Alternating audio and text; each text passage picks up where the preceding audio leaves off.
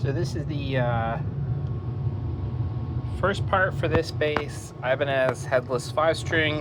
This is mine, so I can do whatever I want to it. And I've already started. I put a couple extra holes. Don't worry everybody, they're straight. It looks a little weird because the original one's bigger, but we measured a bunch. We're gonna do kind of an interesting setup with this one. These are not the stock pickups that I have in here. These are made by Nordstrand. They're called Zenblades. And the cool thing about the Zenblades is there's only one set of pole pieces on each pickup. It's just this blade, but they are humbuckers.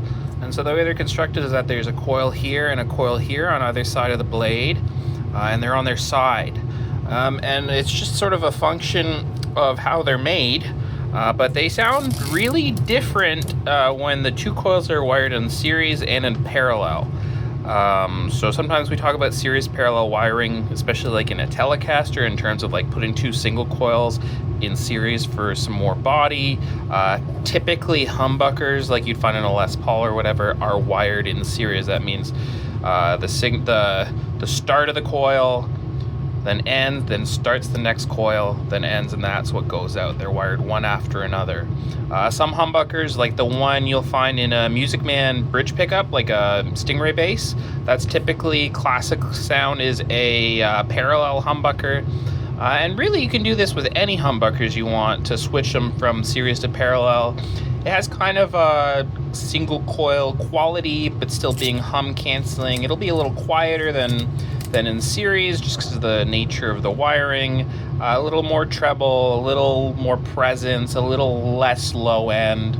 It's a useful sound, and I really want to be able to control it individually for these.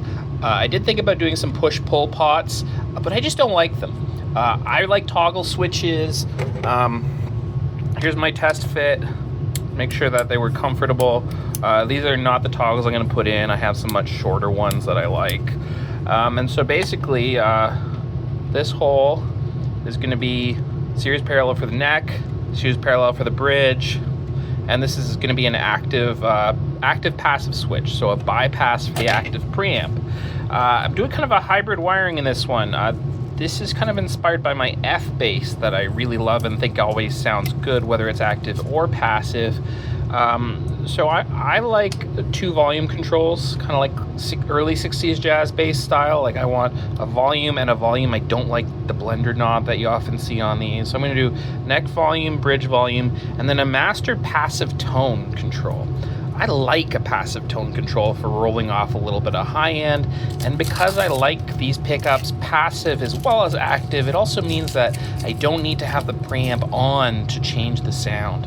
Now, this is not an exciting video, I'm not really showing anything, so I'll pan up some of the cool Ibanez hardware. Huge Bubinga neck, I think it's Bubinga. I'm just putting some True Oil on it right now to make it a little shiny, a vanity. It's short, there's no head on it. Fits in a regular guitar gig bag.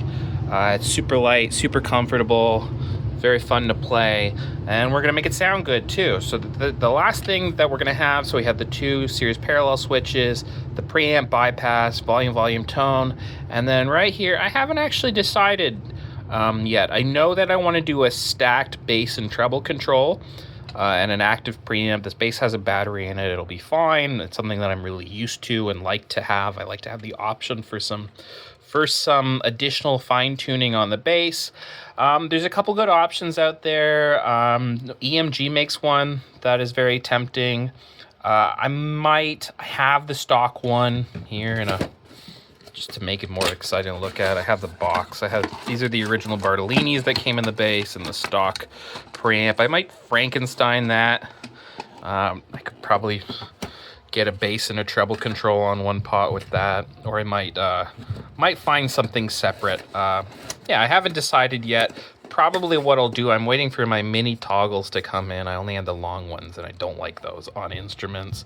Once I get those mini toggles, I'll make a video wiring up the passive section of the bass, which will be like these three knobs and these two switches. And then I'll probably just put two dummies in here, like a knob and a switch, not really connected to anything. And I'll live with the bass for a little while. I'll spend some more time with these Nordstrands and sort of see what their strengths are and if there's anything that I'm missing. and that'll sort of help me make a decision about that preamp. The last really cool thing, those of you in the guitar world never really get to see these, but basses, we get these all the time. This is a sick Neutrik locking jack. So this little red thing clips in the jack, so it never falls out, and when you want to release it, you just press down on the button and then you can release it. Maybe one day they'll let guitar players have those. I don't know. Guitar players finally get Neo speakers like us in Bass World have been used to for like 20 years. So maybe one day you guys will catch up. But for now, this is kind of a special privilege for people who own PAs and studios and basses. And that's pretty much it. All right, I'm going to follow up soon with some more. This is a cool bass. A really cool looking instrument, and I'm excited to play some of the dumbest stuff imaginable on it.